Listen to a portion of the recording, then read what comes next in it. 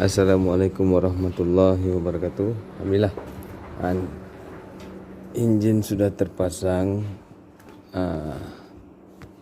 Udah, tapi minta maaf lah, banyak yang tak dapat nak buat video ni.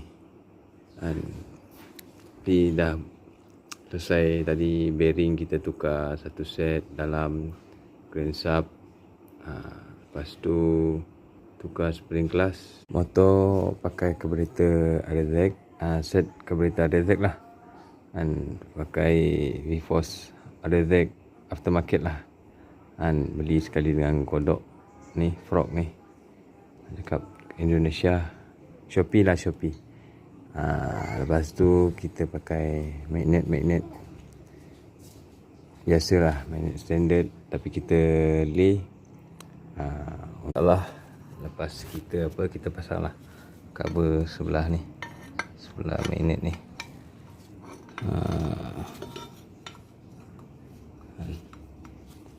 Cover sebelah magnet ni.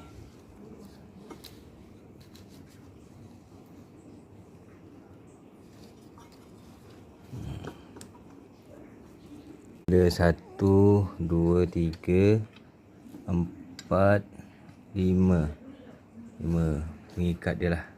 InsyaAllah.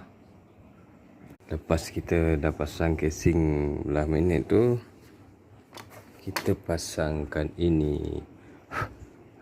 Ini SS je, perlulah pakai ni untuk tiup angin kan, asbab lah, insyaAllah bagi enjinnya sejuk katanya. Dia ada 3 skru, insyaAllah. Dan terakhir kita pasang cover ni. InsyaAllah. Macam mana cara ni? Macam ni. InsyaAllah. Cover kipas tu kan, InsyaAllah. Kita masukkan dulu 3 skru, InsyaAllah.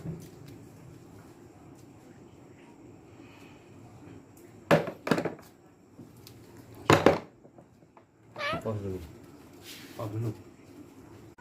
Kita ketatkan skru ini.